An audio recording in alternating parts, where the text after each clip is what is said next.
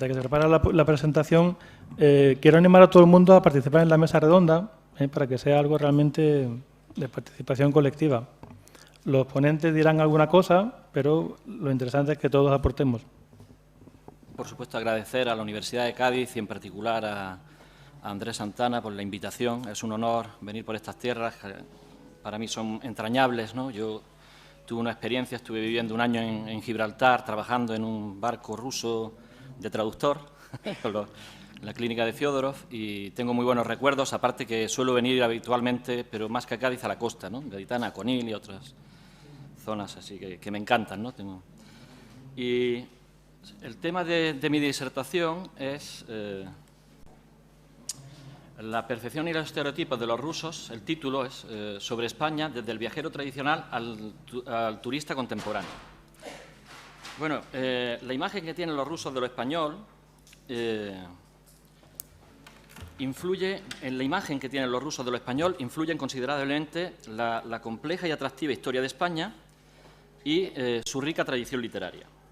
El romancero y la cultura popular, la novela picaresca y los grandes clásicos, Lope de Vega, Góngora, Quevedo, Cervantes, y también, muy especialmente, influyen en la imagen que tienen los rusos los tópicos que le han llegado por la literatura francesa. Así se explica, entiendo yo, el cúmulo de estereotipos sobre España que se concentran en las obras de los clásicos de la literatura. Por eso voy a empezar a hablar más que de los viajeros propiamente de los clásicos, como Pushkin, Gogol, bueno, de Dostoyevski no voy a hablar hoy, y que condicionan posiblemente hasta nuestros días la visión que tiene el ruso sobre España. Historiadores y literatos que nunca habían visitado España, tales como Karamzin, Pushkin o Gogol, presentan una visión bastante idealizada de lo español. Nos planteamos, bueno, yo aquí lo que planteo es si el viajero ruso del siglo XIX y del siglo XX, incluso el turista actual, logra liberarse de estos estereotipos. O si, por el contrario, lo que ve con sus propios ojos sigue condicionado por esa visión, yo diría, romántica del carácter y las costumbres españolas. Comenzamos, digamos, el análisis de algunos tópicos que nos han dejado, voy a utilizar bastantes textos, los clásicos de la literatura rusa, ¿no? En primer lugar, bueno, como hablaré más adelante del libro de Ángeles Cinas, Cartas sobre España, de Vasily Petrovich Vodkin, donde nos presenta un prólogo muy generoso y en el prólogo pues habla de las impresiones que nos han dejado tanto los literatos como los viajeros, ¿no? Y ya finalmente aterriza en Vodkin, ¿no? Él comenta que Karamzin, Nikolai Karamzin, se convirtió en el introductor de la temática española en la literatura rusa contemporánea. Yo quiero, bueno, presentar sobre todo cómo esto se refleja en los textos. Escribió un poema, El Conde Guarinos, antigua canción histórica española, donde Karamzin habla de la derrota de Roland por los árabes en la batalla de Roncesvalles, que tuvo lugar en el año 778, y al parecer no se inspira Karamzin en el poema épico francés de Chanson de Roland, famoso poema épico francés, ¿no?, equivalente al Cid de la literatura española, sino en un poema del romancero español de Bernardo del Carpio, que dice: «De entonces suenan los valles y dicen los montañeses, mal alubisteis franceses en esa de Roncesvalles». Llama poderosamente la atención que Karamzin comience su libro. Bueno, Karamzin destaca también como historiador, ¿no? Él escribió Historia Государства Российского, la historia del Estado ruso, que es la primera gran obra voluminosa, bueno, después de Lomonosov, de historia de Rusia. Él es escritor de finales del XIX y principios del XX, muy influyente en los escritores que vinieron después. Es el fundador, se puede decir, del sentimentalismo ruso, con su novela La pobre Lisa. Pero una de sus obras más importantes es Cartas de un viajero ruso, que escribió entre 1791 y 1801. Y es curioso que él empieza a hablar de esta obra y se compara el narrador con el Quijote de la Mancha. Dice: me siento como el Quijote de la Mancha, al que hace referencia, ¿no?, porque dice que de él ha aprendido sus nobles sentimientos y sus maravillosos sueños. El Quijote, hay que decir, que ocupa un lugar muy importante en la literatura rusa. Algunos autores, aquí tengo, bueno, los voy a citar y a comentar brevemente, ¿no? Turgeniev, por ejemplo, escribió un ensayo, Hamlet y Don Quijote, donde presenta a dos personajes antagónicos, el de Shakespeare y Cervantes, y nos dice Turgeniev que en estos dos personajes queda reflejado bastante del carácter nacional ruso. Luego Dostoyevsky, bueno, como sabemos digamos, en la presentación de este seminario, ¿no?, viene una cita precisamente de Dostoyevsky, que consideraba El Quijote como la mejor obra que decía, o algo así, ¿no?, que jamás se ha escrito en la literatura universal, y que influyó, claro, considerablemente en el autor. De hecho, en la novela El Idiota, él se inspira en la figura de Jesucristo y en el Quijote para caracterizar al príncipe Mushkin, ¿no?, porque dice que los rasgos positivos del carácter nacional ruso en gran medida se encuentran reflejados en el príncipe Mushkin, el protagonista de la novela El Idiota. Bulgakov también trata la temática quijotesca. En algunas cartas a su mujer dice, él se llamaba Mijail, ¿no?, y le dice, bueno, Miguel Bulgakov, ¿no?, como Miguel de Cervantes, ¿no? Escribe algunas obras dramáticas dedicadas al Quijote, y Platónov, Chevengur, por ejemplo, ¿no? Pero esta es una temática muy amplia que yo aquí no voy a tratar, no puedo tratar. Lo que llama la atención es que en Cartas de un viajero ruso, Karamzin visite Alemania, Suiza, Francia e Inglaterra. Es decir, no llega a España, no llega a visitar España. Y esto es una constante en los viajeros, quiero decir, los escritores rusos, ¿no?, clásicos. De hecho, bueno, él reflexiona sobre la civilización española y el papel que desempeña España en la historia europea. Pero digo que lo llamativo es que él no había viajado por estos países de Europa Occidental, pero no había llegado a España. Es decir, da la impresión, deduzco, que Karamzin no necesita viajar a España, porque él ya tiene una imagen de España y cree que ni siquiera es necesario, ¿no? Porque tiene una imagen, yo diría, idealizada de aquel lejano país, ¿no? Y seguramente que España le compensa la decepción que él, en Cartas de un viajero ruso, refleja sobre Francia, ¿no? Cuando él habla de Francia, nos fijamos en la data, en la fecha en que escribe, 1791, es justo después de la Revolución Francesa. Seguro que él está muy interesado por ver lo que acontecía en Francia, entre otros países, y se queda decepcionado, ¿no? Cito a Karamzin, dice, es una nación que ha cambiado la sensibilidad por la Revolución. Dice esto de Francia, ¿no? No contento con ello, Karamzin publica un relato en prosa, que es Sierra Morena, en 1793. Aquí nos describe la trágica historia de amor de Elvira y Alonso, dos jóvenes andaluces. El narrador conoce esta historia a través de Elvira y le cuenta que, bueno, su historia es trágica porque supuestamente su amado Alonso, con el que ella se iba a casar, había muerto en un naufragio. Y en estas conversaciones que mantienen, pues queda el narrador ruso prendado de ella, y ambos, enamorados, Elvira y el narrador, deciden casarse. Pero el mismo día de la boda aparece inesperada y sorprendentemente Alonso, y lleva al traste sus planes, ¿no? Aquí, bueno, cabe reseñar que Alonso no resucita ni es un fantasma, sino que aparece vestido de negro el día de la boda. Estamos, se puede decir, ante una versión del sentimentalismo ruso sobre los elementos en común que presentan el alma rusa y el corazón español. Y yo quería destacar que al principio del relato, Karamzin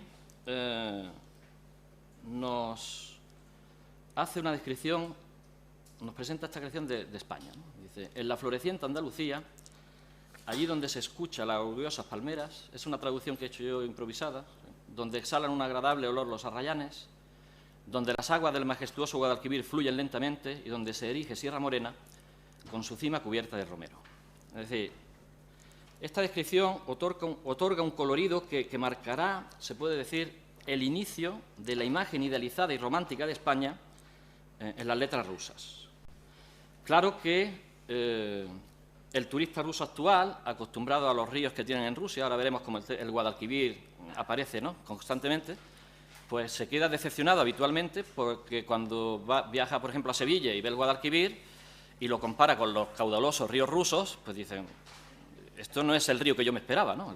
El Volga, por ejemplo, en la zona de Saratov, la parte más estrecha que tiene es un puente que tiene 3 kilómetros de ancho, ¿no? O sea, para los rusos el Guadalquivir no es, en realidad, bueno, veremos ahora algunas referencias. Pero el Guadalquivir lo conocemos sobre todo, el lector ruso lo conoce, gracias al poema de Pushkin, Céfiro Nocturno.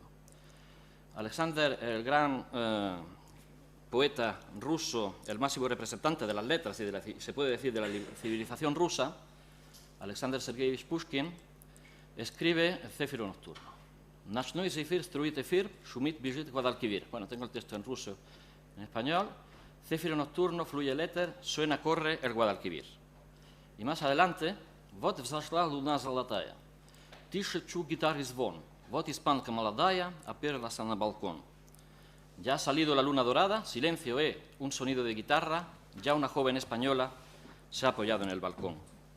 Luego se repite este Nocной зефир, ¿no?, que es el céfiro nocturno y demás, y más adelante, «Скинь мантилью, ангел милый, и явись, как яркий день, сквозь чугунные перилы, ножку дивную продень». Quítate la mantilla, ángel querido, y aparece como un día deslumbrante, a través de las rejas de hierro fundido, bueno, o de las barandillas, podría ser en este caso, muestra tu deliciosa piernecita. Esta es, digo, una traducción que he hecho. Es decir, Pushkin nos cuenta, luego viene el bis, ¿no?, Nocной зефир, etc., ¿no? Es un poema del 1824, aquí me he pasado 100 años, sí. Y, bueno, nos describe, nos cuenta Pushkin cómo a orillas del Guadalquivir un caballero armado con su guitarra seduce a una joven española bajo su balcón. Es uno de los estereotipos, ¿no?, que muy habituales posteriormente en Rusia. Y se conforma con que se quite la mantilla y muestre su deliciosa piernecita. Es decir, aquí están presentes los valores espirituales, la belleza física y la apreciada honra de la mujer española. Por eso no es de extrañar la pregunta, recuerdo que me hacía una alumna de Saratov en un lectorado que tuve en el año 1996, antes de viajar a España me dice, en España me han dicho que hay rejas en las ventanas, dice, y me han dicho que es para que no roben, los hombres no roben a las muchachas. Yo le dije, no, digo, en España el problema es que hay muchos ladrones, entonces, pero no de muchachas, sino de joyas y de... Ella pensaba que las rejas eran para que no robaran a las muchachas, ¿no? O sea, estos estereotipos... Es una imagen... Digo, no le des esta idea a algunos españoles que piensen que pueden librarse de su mujer quitando la reja, ¿no? Pero bueno, pero cabe destacar la creatividad del poeta ruso, que jamás había podido salir de su país, porque por la orden imperial del tercer departamento y, por supuesto, es decir, el zar le había prohibido, ¿no?, salir de Rusia y él nunca pudo visitar España. Es conocido que Pushkin estudió el español, lo que hemos comentado anteriormente, y leyó varios libros de escritores españoles en el original. Incluso tradujo La gitanilla, una de las novelas ejemplares de Cervantes. Esta cuestión que ha suscitado, bueno, cierta polémica anteriormente. La intuición que tenía Pushkin realmente era tal que recuerdo con agrado la sorpresa de un lector de Rusia, de Nikolaev, un catedrático de la Universidad de Kazán, hace mucho tiempo que perdí el contacto. Y este señor un día lo veo en Granada y llega entusiasmado, había hecho un viaje a Córdoba, Sevilla, dice, he estado en un lugar que dice, parece que es el mismo que ha descrito Pushkin, ¿no?, el hombre que conocía y que tenía idealizada la imagen de Pushkin, ¿no?, y la obra de Pushkin. Bien, en 1830, estoy aquí pasándome, escribe el famoso poema Heme aquí Inesilla, ¿no? Heme aquí Inesilla, en el que reivindica la imagen del valeroso caballero sevillano, armado no solo con su guitarra, sino ya con capa y espada, y dispuesto a enfrentarse al padre de su amada y a cualquier rival que intente impedirle fugarse con ella. Bueno, aquí tenemos el texto en ruso, «Я здесь Inesilla, я здесь под окном, объята Севилья и мраком и сном». La traducción que utilizo es la que de mi colega Joaquín Torquemada, ¿no?, que, como veis, respeta la métrica, la rima, es una muy buena traducción poética, como las que nos tiene acostumbrados Joaquín.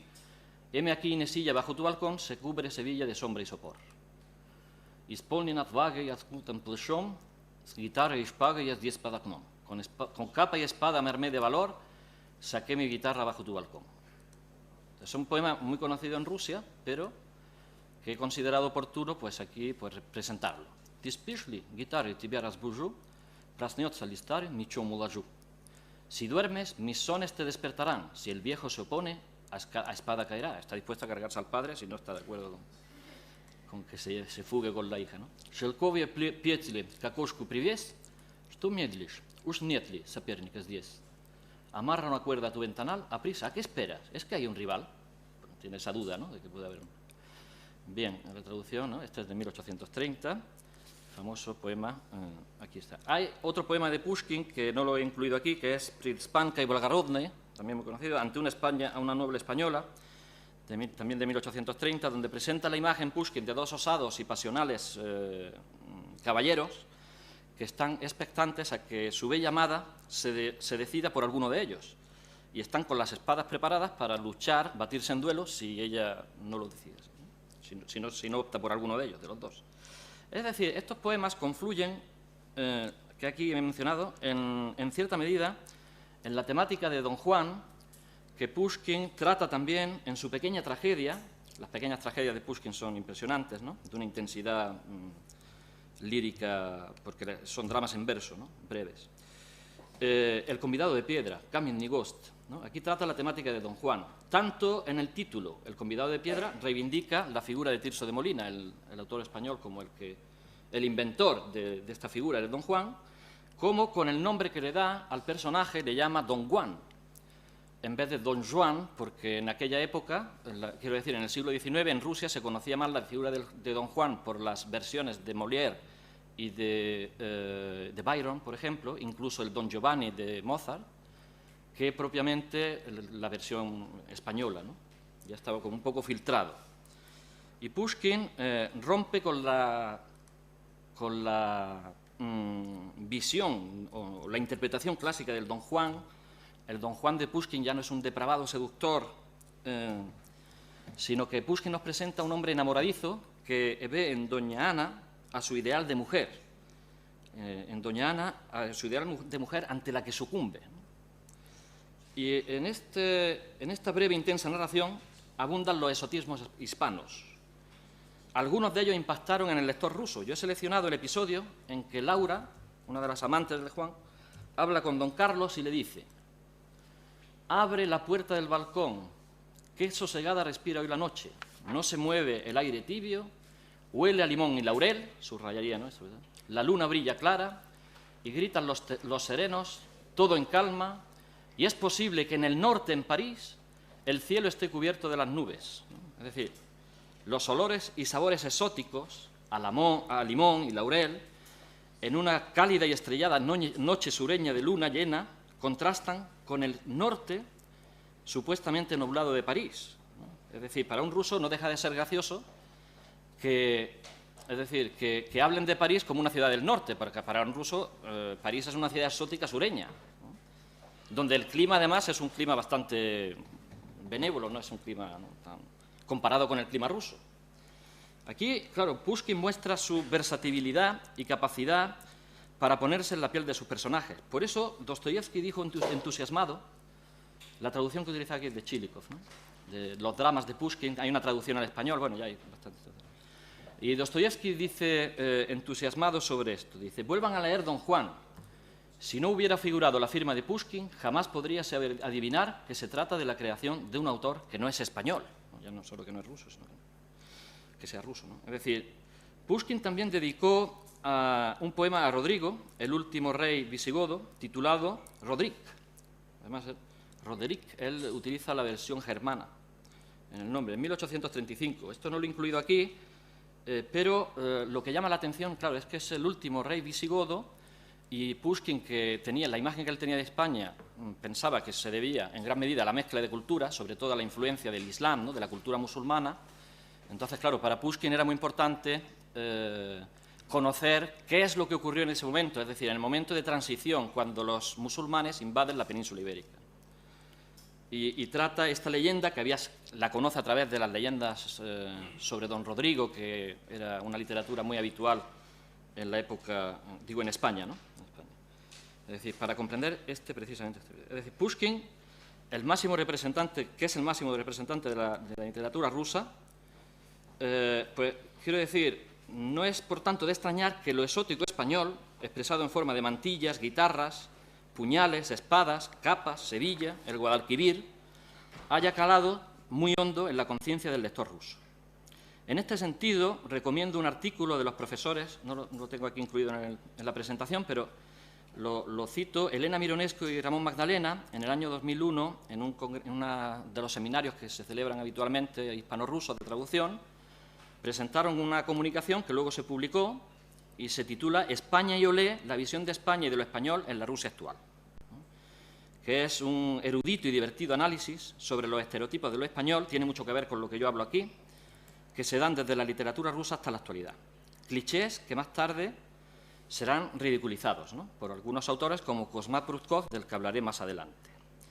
También Lermontov, de Lermontov parece ser que tenía algunas raíces españolas, Mikhail Yurievich Lermontov, el otro gran romántico, ¿no?, sucesor de Pushkin.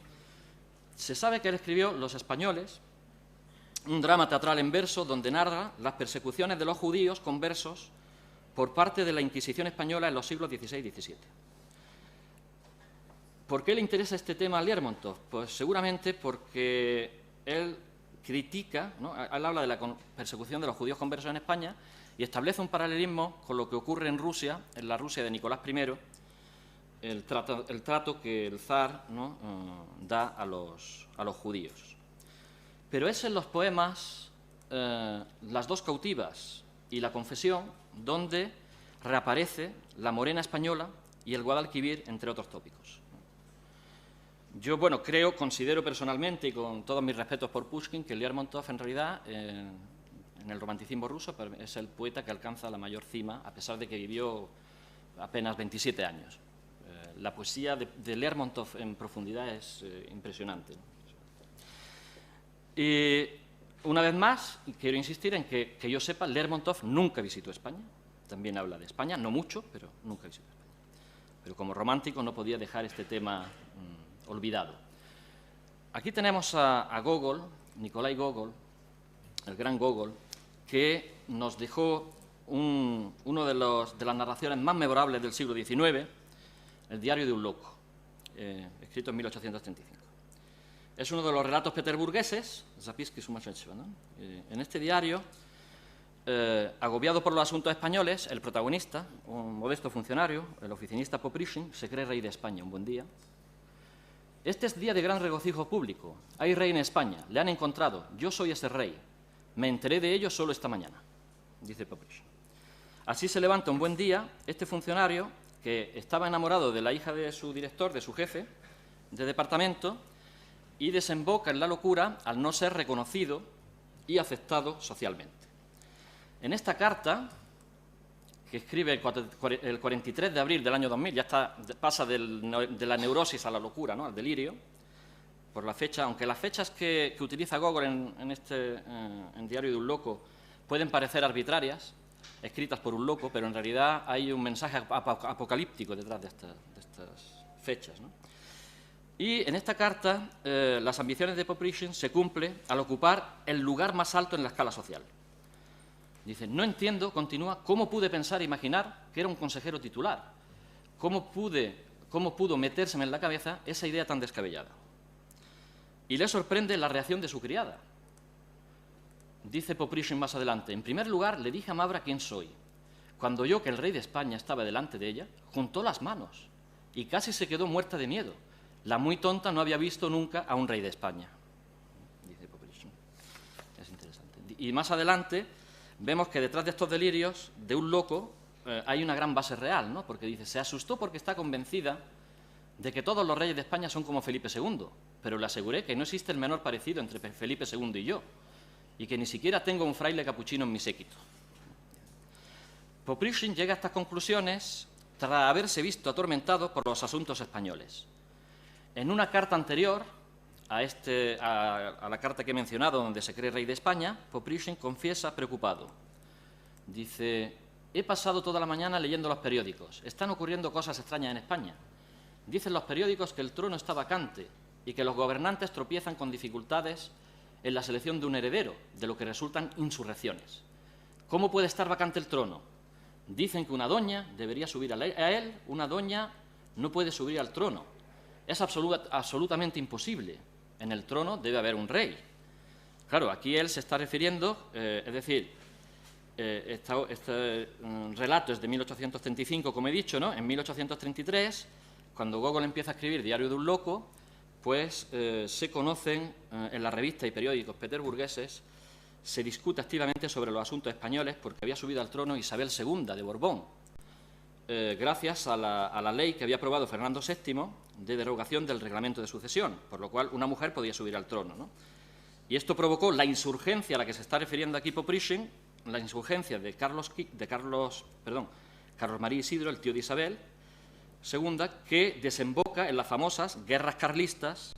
Y es curioso que Poprishchin llegue incluso a sugerir que cualquier persona con sentido común, no tengo ese fragmento, pero bueno, dice, piensa, él se refiere, por supuesto, a lo que pensaría seguramente un ruso, no se concibe una mujer en el trono, aunque en Rusia ya habían tenido a Catalina II, ¿no? Pero bueno. Y de hecho, Poprishchin se declara abiertamente de esta forma carlista. De ahí que en el lugar más importante, cuando va a la oficina, firma como Fernando VIII. Dice, yo soy Fernando VIII. Consiguiendo, de este modo, matar dos pájaros de un tiro. Por un lado, ve satisfechas sus ambiciones, es decir, subir en el escalafón social, y en segundo lugar, se erige en sucesor que hace justicia en el Estado español, ¿no? Es decir, asume como esta responsabilidad, ¿no?, de hacer justicia en el Estado español. Y más adelante confunde el manicomio con Madrid, ya casi al final. Dice, en media hora llegamos a la frontera española. España es un país extraño. Cuando entramos en la primera sala, vi a un gran número de personas con la cabeza afeitada. Había llegado al manicomio, ¿no? Me percaté al instante de que debían ser grandes de España o soldados. Los confunde también con monjes, ¿no?, capuchinos y demás. Y dice, de hecho, el canciller en jefe, que lo trata a bastonazos y lo tortura, echándole agua fría en la cabeza, él lo asocia con el gran inquisidor. Y dice, ¿cómo un rey puede someterse a la Inquisición? Y él no lo entiende, ¿no? Y se lamenta, dice, qué enorme es en España el influjo de las costumbres tradicionales. Es decir, apreciamos de qué forma tan original, la traducción que utiliza es de Juan López Morillas, arremete Gogol contra la leyenda negra de la Inquisición española. Gogol, digo, es uno más de los clásicos que con toda seguridad nunca estuvo en España.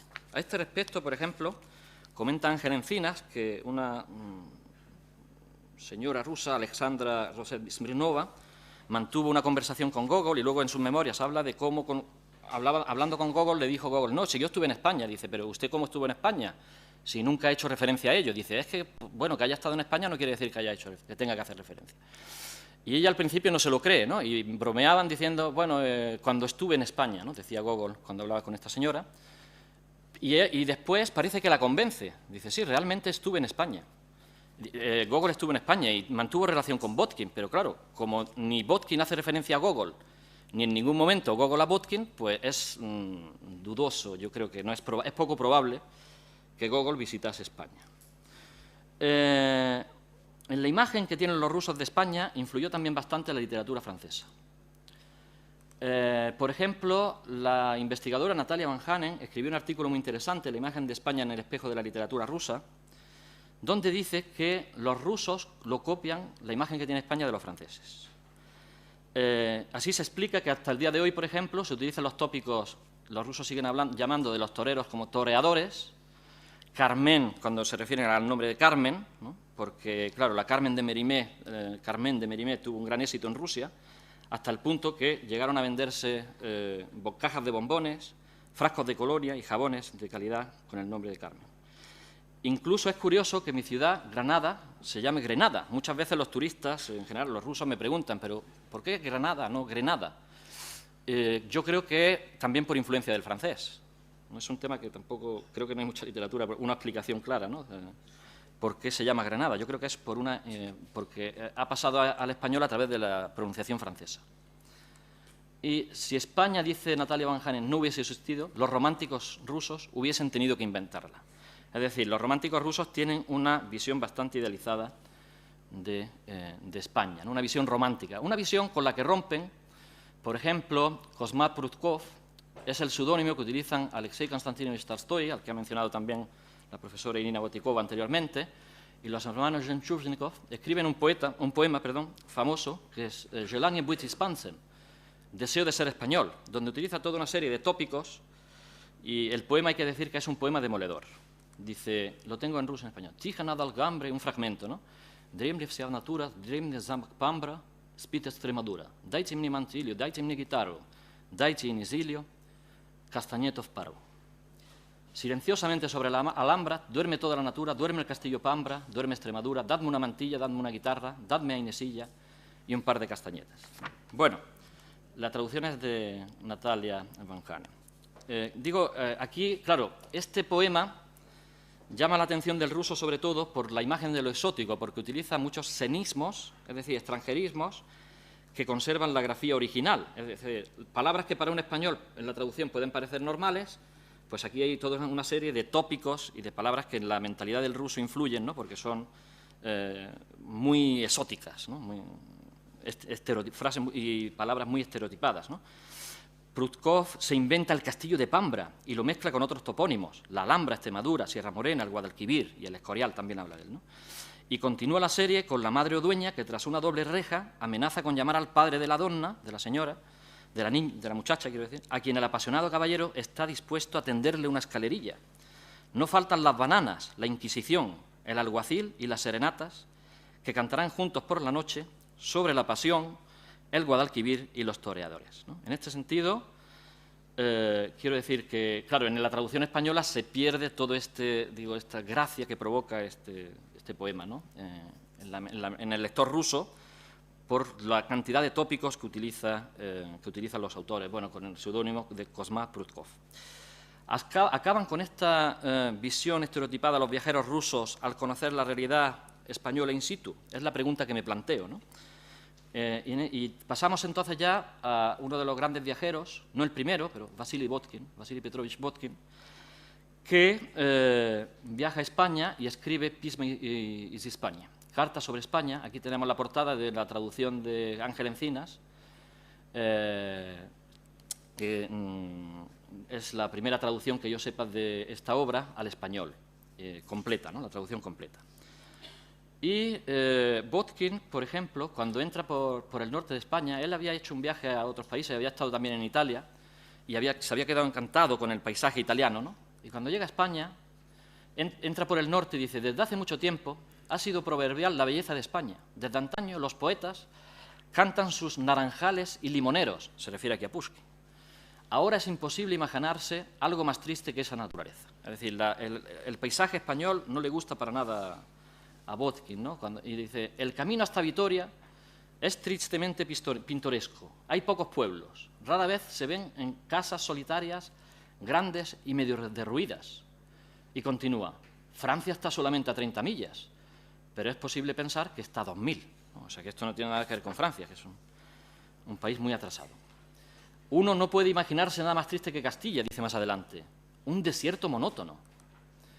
Pero la imagen que él tiene de España cambia cuando llega... Bueno, de Madrid también la opinión que Botkin nos deja es muy triste, ¿no? Ya estoy en Madrid, pero hasta ahora qué triste país es esta España. Si son nuestras infinitas llanuras de Rusia, los alrededores de Madrid consisten en campos estériles. El pobre Manzanares, lo que decía de los ríos, se seca ya en primavera. No cabe imaginarse nada más triste que esta naturaleza. Pero la imagen que él tiene, es decir, Botkin se reconcilia con el paisaje en español en Andalucía. A pesar de que el Guadalquivir también le decepciona. Dice, así comencé mi navegación por el Guadalquivir, río turbiamente rojo, rodeado por las más aburridas riberas. Pero de Andalucía, bueno, tiene una impresión, por ejemplo, el refulgente color azul del cielo local y la sorprendente transparencia de la atmósfera, cabe decir, ciegan los ojos y transmiten a la naturaleza tal aspecto admirable y festivo como no lo he encontrado siquiera en Sicilia. Él, como digo, había quedado prendado del paisaje italiano, pero lo compara el paisaje español cuando llega a Cádiz. ¿Qué dice de Cádiz, ¿no? Muy oportuno este comentario. Cádiz se distingue de todas las ciudades de España. Edificios bonitos, calles iluminadas, sorprendente limpieza en las casas, de cegador color blanco. Destaca en ella una total ausencia de arquitectura feudal y mora, ¿no? La ve como una ciudad que se diferencia de otras españoles. Y también lo cautivan sus mujeres. Dice, y qué hermosas son aquí las mujeres. Las mujeres son amables y afectuosas. Estos grandes y húmedos aterciopelados ojos acentuados por unas largas pestañas. Esta mirada penetrante y fulgurante. Más adelante, la llegada a Granada acaba por impresionar y, por supuesto, satisfacer se puede decir, rompe el corazón del viajero ruso, ¿no? Dice, se veía Granada, sobre ella, bueno, no leo toda la cita, habla de la Alhambra, demás, ¿no? La Nevada, cumbre de Sierra Nevada, etcétera. Dice, todo ello componía un cuadro sorprendente y único. A Botkin le fascinaban las costumbres, la variedad, es decir, el colorido de los trajes, la importancia de los cafés de Madrid. Le sorprendía, por ejemplo, la escasez de fieles en las iglesias. Y salvo el chocolate, no apreciaba la comida. Por ejemplo, ¿qué dice del aceite de oliva? Cuando le sirven unos pollos, ya había probado el aceite y lo odiaba, no le gustaba para nada a Botkin, ¿no? Y llega a hacer este comentario, le fríen unos pollos y dice, este insufrible aceite de oliva es mi único e inevitable enemigo en España. Fijaos en qué términos, ¿no? se refiere al aceite de oliva. Botkin, en resumen, narra en su viaje lo bueno y lo malo que ve en el país, critica lo que no le gusta y rompe con ciertos estereotipos, como el Guadalquivir. Acompaña, es verdad, sus reflexiones con romances, episodios de la historia que conoce de España. Hay que decir que Botkin es un hombre erudito que dominaba varias lenguas, entre ellas el español, y de buen gusto literario. Él, además, se codeaba con los grandes críticos y escritores revolucionarios demócratas de la segunda mitad del XIX, Belinsky, Herzen, ¿no? Y demás. Belinsky, de hecho, le publicó las Cartas de España. Chernyshevsky sentía una especial admiración por este libro. Y Botkin, en realidad, se puede decir que, hombre erudito, bueno, esta es la opinión que él tiene de la gente del pueblo llano, pero paso a la opinión que tiene, es decir, un hombre erudito, pero tenía un conocimiento superficial de la cultura española. Esto lo sabemos por las cartas que escribe Juan Valera, de Cartas desde Rusia, que antes ha mencionado Marc, ¿no? Y en estas cartas dice Juan Valera que él había conversado con Botkin y que en su carta fechada 20 de enero de 1857, dice Juan Valera, de las cosas de España, y en especial de nuestra literatura, que fue de lo que más hablamos, sabía poquísimo, disculpándose él de esta ignorancia, en mi entender indisculpable para quien ha estado un año en España, ha escrito un libro sobre España y dice que sabe el castellano, ni siquiera sabía el nombre del duque de Rivas, ¿no? Dice Juan Valera sobre Botkin. De hecho, Juan Valera dice que habla con Botkin en francés, porque no le gustaba cómo hablaba Botkin en español. Por más irónico que parezca, una vez más apreciamos lo difícil que le resulta al viajero ruso liberarse del estereotipo, ¿no? Porque, por ejemplo, Daniel Mordovtsev, influenciado por Botkin, escribió Viajes por España, donde dice, decidí viajar a España, país de la guitarra y el fandango, la patria de Almaviva y la Mantilla, donde corre ruidoso el Guadalquivir, según el verso de Alexander Pushkin, donde el Cid campeador y Don Quijote protagonizaron proezas que no hacen falta a nadie, donde Sancho Panza fue gobernador y Cristóbal Colón tenía fama de loco, donde Carlos V no fue encadenado solo por un malentendido y Torquemada, solo por error, no fue quemado. Por eso estaba aquí. Bien, pues vemos aquí, claro, aquí se está expresando Mordovtsev en una mezcla de admiración e ironía, ¿no? Pero, como digo, por más irónico que parezca, aquí tenemos una cita también de cómo la idea que tiene, bueno, la imagen que tiene de Madrid, ¿no? Una vez más apreciamos lo difícil que le resulta al viajero ruso, creo yo, liberarse del estereotipo. Mordovtsev, gran admirador de de la cultura y de la arquitectura en particular y la pintura española, es demoledor en la caracterización que hace de Madrid, ¿no? Aquí está Madrid, qué feo es. ¿no? Esta es la capital de un país tan poético, no se la puede ni comparar con Kiev, dice, ¿no? Más adelante, no voy a hacer un recorrido exhaustivo porque no cabría, no tenemos espacio para ello, pero hay otros viajeros del 19 y del 20 que, bueno, habría que decir que el primero de ellos fue Bulgarin, sí, que gracias a la labor de Catalina II y al empuje de la Academia de Ciencias, los rusos a finales del 18 y principios del 19 emprenden viajes por el mundo y el primer viajero ruso que escribe sobre España es Fadei Bulgarin y escribe Recuerdos de España en 1823, es decir, esta obra es anterior a la de Botkin, ¿no? Pero él habla aquí de la guerra de España contra Francia, la guerra contra el francés, porque Bulgarin está convencido de que solo dos pueblos, el español y el ruso, habían sido capaces de oponer una resistencia real a Napoleón. No olvidemos que la simpatía que siente Pushkin por España comienza precisamente antes de los poemas que he mencionado antes, por los hechos históricos. Es decir, Pushkin se interesa por España, Pushkin, el poeta de la libertad. Si hay que definir a Pushkin, yo creo que se podría decir, ¿no?, que es el poeta de la libertad. Y siempre luchó contra el régimen zarista, contra el absolutismo, siente debilidad por España cuando comienza la sublevación liberal que tuvo lugar en Cádiz en 1820 contra Fernando VII y que protagonizaron el general Riego y Antonio Quiroga. En la segunda mitad del 19 llega a Rusia un artículo traducido del francés, La guerra en los montes de Navarra, Zumalacárregui, de 1852, ¿no? Y, bueno, está editado en francés, traducido al ruso, y se nos habla de la guerra que tiene lugar en los montes de Navarra, pero ¿por qué le interesa a los rusos este tema? Por las luchas interminables de Rusia con los montañeros del Cáucaso, en particular con los chechenos. Entonces aquí establece una serie de paralelismos, ¿no? Tras la revolución de 1917, es decir, en la era soviética, los viajeros o la gente que escribe sobre España en general escribe siempre en una línea, ¿no?, muy marcados por el cariz político.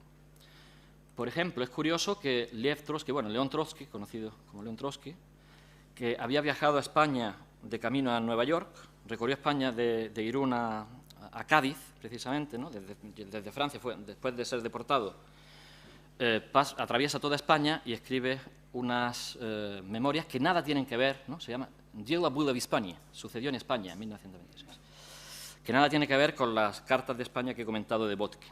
Luego, como ya se ha comentado anteriormente, en los años 37 y 38 alcanza su punto álgido el interés de los soviéticos por los hechos acaecidos en España. El caso que es muy extenso, ¿no?, de los rusos o soviéticos que combatieron en España al lado de la República, o los niños de Rusia, ¿no?, los niños que emigraron obligados a Rusia, fueron exiliados. Aparecen multitud de artículos, como se ha dicho aquí también, de películas incluso, ¿no?, y libros sobre España. Menos conocida es la literatura de los años 30, que refleja la opinión o la postura de la URSS, que se oponía en un principio a la República Española. En este sentido, por ejemplo, podemos destacar a Ilya Trainin, escribió varios libros sobre España, y en el libro España, la España contemporánea y sus problemas nacionales y coloniales, en 1933, pues habla precisamente de cómo la Unión Soviética estaban en contra de la República Española, pese a la versión oficial que es más conocida, ¿no?, del apoyo a la República. El Sergei Sevin, por ejemplo, escribió España un poco antes, en 1931, y él aquí dice que la tarea, es decir, está en contra de la República Española. ¿Por qué razón? Porque dice, porque la tarea prioritaria de los comunistas españoles es luchar por la revolución socialista, ¿no? Y veían en la República Española, pues, bueno, una tendencia política que no rechazaba las libertades burguesas, ¿no? Y por esta razón ¿Y qué decir del lema de Dolores Ibárruri, la pasionaria, al comienzo de la Guerra Civil Española, el no pasarán, famoso, ¿no? En 1936 pronuncia este discurso en Madrid, que tuvo una gran repercusión en Rusia y que hasta el día de hoy, yo diría, los ciudadanos rusos, incluidos los turistas, puede que las nuevas generaciones no lo asocien tanto, ¿no? Pero a cualquier ruso le dicen no pasarán y ya pues suscita una serie de asociaciones. Aunque los rusos habitualmente no entienden el significado literal. Muchas veces traducen «Vrak ni preidot», el enemigo no pasará, ¿no? A la traducción literal es «Ani ni preidut», ¿no? No pasarán se refiere, por supuesto, a los fascistas, ¿no? Y, es decir, el discurso de Dolores Ibárruri, como se sabe, es un discurso antifascista. Y, por ejemplo, en este sentido yo puedo contar una anécdota es decir, esta frase, no pasarán, tiene mucho eco, como digo, en la conciencia de los rusos, de los ciudadanos rusos soviéticos, se podría decir, ¿no? Hasta la actualidad. En la Alhambra, por ejemplo, cuando hay muchos controles, ¿no? Y los rusos preguntan ¿por qué hay tantos controles? Y yo les explico, digo, porque hace unos años aquí el límite de aforo es de 8.000 personas al día. Y hace unos años hubo un escándalo, se conoce como el caso Alhambra, porque en el patronato, en la administración de la Alhambra, decidieron comprobar, pensaban que había demasiada gente y empezaron a contar no los tickets, sino las personas. Fueron contando uno tras otro y descubren un buen día que hay 10.000 turistas y habían vendido 8.000 tickets. O sea, 2.000 personas se habían colado por la puerta de atrás. Bueno, es una historia larga y no entro en mayores detalles y entonces les comento, digo, y entonces ya han decidido que nunca más no pasarán, y se lo digo, esto se lo explico en ruso, luego se lo explico en español, no pasarán y todos se ríen, ¿no? Ani ni preidut, ¿no? No pasarán. Es una frase que siempre suscita muchas asociaciones en el ruso.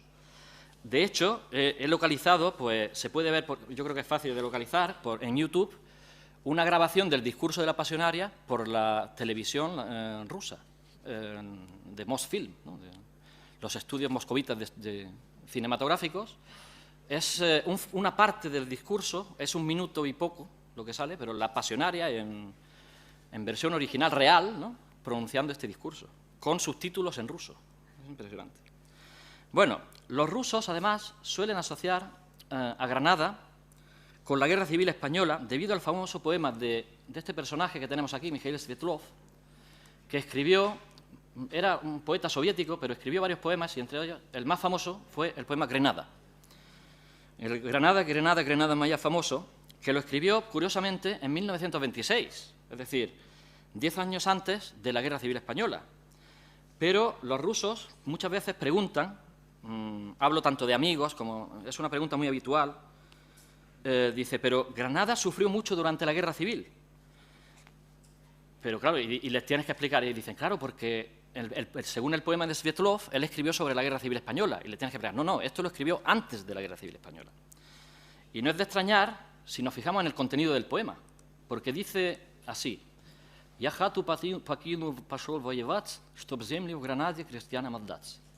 He dejado mi casa, he ido a luchar para la tierra en Granada a los campesinos entregar. «Прощайте, родные, прощайте семья, Гренада, Гренада, Гренада моя». Es un fragmento, ¿no?, del poema. Adiós parientes, adiós familia, Granada, Granada, Granada mía. ¿No?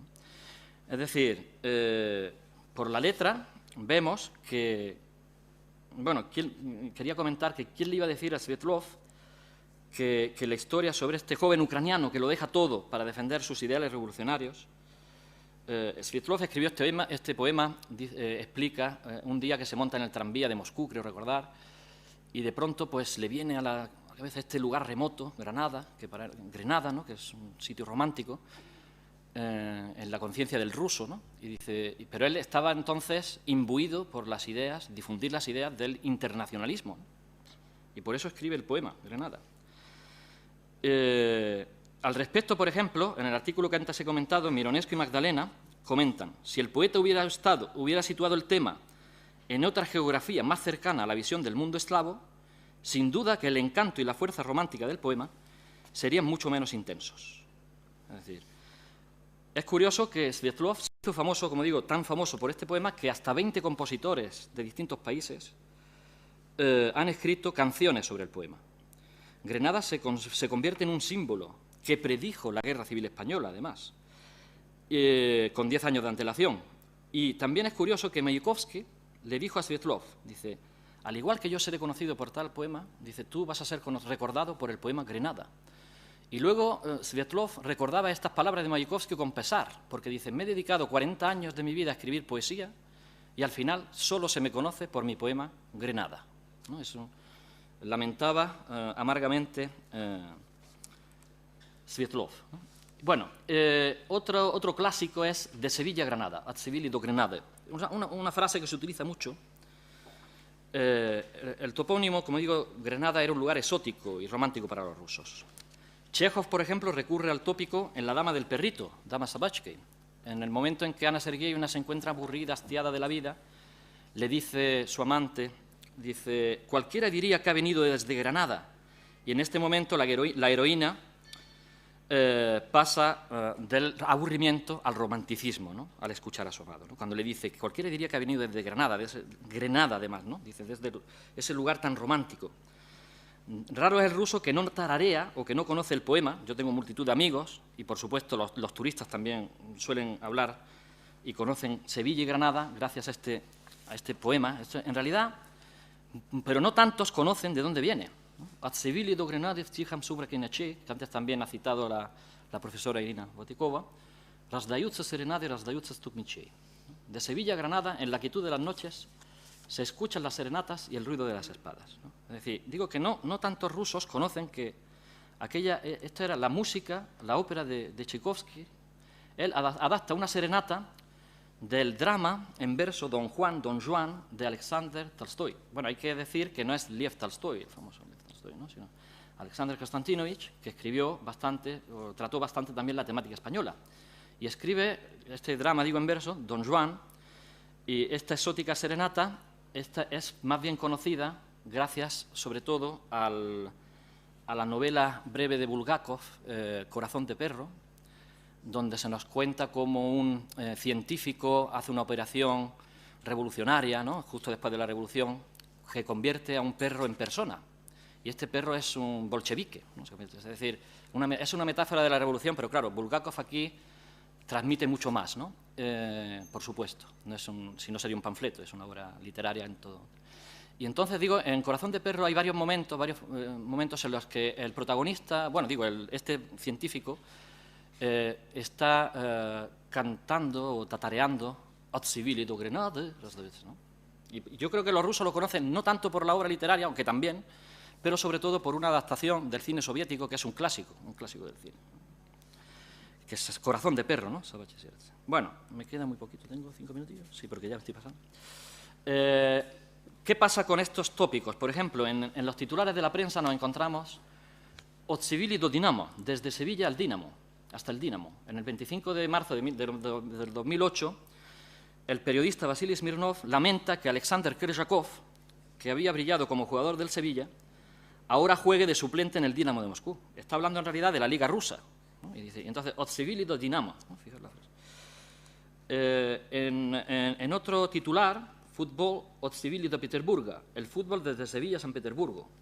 Este es más actual, del 17 de abril del 2015. Lo escriben, es decir, se publica este artículo en Radio Svoboda, Radio Libertad, previamente a la eliminatoria de la Liga Europea que disputaron el Sevilla y el Zenit de San Petersburgo. Los aficionados al fútbol seguro que conocen, ¿no? Y incluso creo que los no aficionados al fútbol en España es inevitable, ¿no? Conocer. Con victoria final de los sevillanos, de los españoles. La vuelta se disputó el 23 de abril. Y ese mismo día, por la mañana, esto fue antes del partido, se publica en otro titular, aparece Match Fantom поражение Зенита от Sevilla, который никто не видел. Partido fantasma, la derrota del Zenit por el Sevilla que nadie presenció. Aquí, en realidad, el periodista escribe este artículo por la mañana, es decir, antes de que disputen la vuelta, el Zenit y el equipo de San Petersburgo y el Sevilla, y escribe por la mañana un artículo indignado porque dice, hace 10 años se enfrentaron también en cuartos de final, ganó el Sevilla también, bueno, todavía no sabe si va a ganar el Sevilla, ¿no? Y dice, y este hecho casi que no tuvo repercusión en la prensa rusa, dice, casi que no se ha hablado nada de ello. Entonces él lo escribe este artículo indignado. Pero vemos cómo, indirectamente, ¿no? En ruso, Od Sevilla, una vez más, surge la asociación, es decir, el titular sugiere la famosa frase Od Sevilla, ¿no? Desde Sevilla. Es decir, son solo algunos ejemplos que demuestran hasta qué punto está fresco y presente en la conciencia del lector ruso el estereotipo de Sevilla a Granada. Además, he puesto algunos ejemplos de la prensa deportiva que no se caracteriza precisamente por su erudición. Entre los muchos artículos que hay, este es un tema muy amplio y yo aquí voy a poner solo un ejemplo, además que ya no tengo tiempo, me perdonas, 3 minutitos, ¿no? ¿Tengo todavía? Estereotipos online, ¿no? Por ejemplo, he seleccionado un artículo, un documento que está dedicado a desmontar, a destruir los estereotipos que tienen los rusos sobre España. Lo escribe una rusa que vive en España, entiendo yo, que ya se considera prácticamente española, y dice, vamos a destruir los estereotipos. Dice, habla en general de los tópicos que circulan por las mentes de los turistas extranjeros y en particular de los rusos, ¿no? Y dice, ¿qué le viene a la cabeza cuando escucha la palabra España? Dice, la corrida de toros es la afición preferida y el principal pasatiempo de todos los españoles. Allí hace calor y hay mar. Lo único que hacen es beber vino tinto, acompañándolo con jamón, paella y tortilla. Hay fútbol, fútbol y más fútbol, seguramente. Las pasionales y ardientes españolas, vestidas con llamativos trajes de sevillana, bailan el fandango. Las noches son calurosas y siempre están de fiesta. Después viene la siesta. Los hombres son ardientes, pero delicados machos que no sueltan la guitarra ni un momento. Y todos los españoles, sin excepción, siguen la dieta mediterránea. En parte es verdad, pero es lo mismo que decir que los rusos no hacen otra cosa que beber vodka acompañándola con caviar. Bien, la autora lleva tiempo viviendo en España, como digo, y dice que, por ejemplo, dice, desmonta estos tópicos, ¿no? Comenta que, dice, en España no hay plazas de toros en todas las regiones, dice, incluso algunas plazas de toros se utilizan para espectáculos, conciertos. Dice también, resumo brevemente, ¿no? que a muchos españoles no les gustan los toros. Dice, si hablamos del calor español, esto se refiere más bien a la costa mediterránea, dice, porque el clima del norte de Galicia, País Vasco y Asturias recuerda más bien, por su clima nublado y lluvioso, a los países bálticos, ¿no? Más que el resto de España. Y dice, por ejemplo, pero yo creo que aquí se equivoca, dice, la paella no es un plato español, sino valenciano. Dice, y la paella no le gusta a todos los españoles, pero sí a los valencianos. Pero bueno, yo no sé, a mí me gusta la paella y no soy valenciano, pero bueno. Dice que en España hay muy buenos vinos, pero que los españoles prefieren la cerveza y el whisky. Dice, o algunas mezclas terribles, como, ojo, el vino con Coca-Cola, llamado calimocho. El fútbol, dice, es verdad, dice, en los bares, dice, se reúne la gente en los bares y discuten temperamentalmente. Dice, cuando España mete un gol en un mundial, dice, suenan petardos, tracas, gritos. Y dice, no hay nadie a quien no le guste el fútbol. Dice, bueno, yo puedo objetar que yo conozco a mucha gente a la que no le gusta el fútbol, aunque a mí me encanta, pero bueno, no mucho más. Y la verdad es que, bueno, y también habla de la siesta, etcétera, etcétera, ¿no? Pero quiero decir, a pesar de que ella dice, desmontando los tópicos, la autora vemos cómo cae ella misma en los tópicos. Ya me queda poquito. Por ejemplo, en otro artículo, España vista por los extranjeros, cambio de estereotipos, se nos habla, se contrasta la opinión de los que tienen en Europa Occidental sobre España y en Rusia, ¿no? Se nos dice que es una encuesta que lleva a cabo la red hotelera Meliá, y dice que en España ya no se asocia a lo español con el flamenco, la sangría y la paella, sino con la gastronomía, la hospitalidad de sus gentes, la cultura y las playas. Pero se nos dice que a los rusos les gusta todo. Y así se explica, dice el articulista, la afluencia cada vez más masiva de turistas rusos a España. Claro, hay que tener en cuenta que esto fue escrito en 2014. Y dicho sea de paso, bueno, en el presente año la afluencia del turismo ruso ha caído en la mitad o más, ¿no? Por las distintas razones políticas, económicas, que yo creo que todo el mundo aquí conoce. Y quería citar también, por último, el artículo que tuvo la deferencia de mandarme hace un mes aproximadamente el profesor Santana, Andrés, sobre el hispanismo en el espacio soviético. Y me ha llamado la atención la encuesta que, bueno, aquí habla también de los tópicos que son extensibles de Rusia a la antigua Unión Soviética, a la República Soviética, ¿no? Yo creo que sobre todo porque en estas repúblicas, en muchas de ellas, la mayor parte de los niños estudiaban en una escuela rusa, ¿no? Entonces, claro, ha entrado todo a través de la cultura rusa, ¿no? Estos tópicos. Y en la encuesta que lleva a cabo a jóvenes siberianos, considerados como auténticos rusos, ¿no? Que representan realmente a los rusos, y jóvenes, ¿no? Pues es curioso los resultados, ¿no? Dice que sobre el estímulo, cultura y deporte, 45 alumnos dicen 45 estudiantes, dice baile, flamenco, las palabras que más les suenan, ¿no?, de España. Baile, flamenco, tango, paso doble. De la palabra corrida, en 41 de los alumnos. Toros, 27, torero, 16. ¿Qué piensan de los españoles, estos jóvenes siberianos? Pues que son machos, el 31%, temperamentales, el 27 de ellos, perdón, no porcentajes, bellas mujeres morenas, 27, etcétera. Es decir, estos datos llevan a la conclusión de que la imagen de los jóvenes rusos no difiere de los soviéticos, como comenta Andrés, ¿no?, y que está cargada de estereotipos, por supuesto, extensibles también al espacio postsoviético. Bien, bueno, conclusión, los estereotipos que llegan a Rusia, sobre todo a través de la literatura rusa, por lo que los rusos conocen de la literatura española, también de la literatura francesa, después por los viajeros tradicionales y más tarde por lo que conocemos, ¿no?, de la opinión que tienen los turistas actuales, es una imagen de España impregnada de estereotipos y creo que difícilmente, bueno, estos estereotipos siguen vigentes, aunque con variantes, en la mentalidad del ruso, ¿no?, actual. Como he dicho, por factores histórico-culturales y posiblemente también, me planteo, creo, ¿no?, por la idiosincrasia del pueblo español, que se presta, sobre todo, ¿no?, a vender lo español, ¿no?, aquello que es atractivo para el turista, ¿no?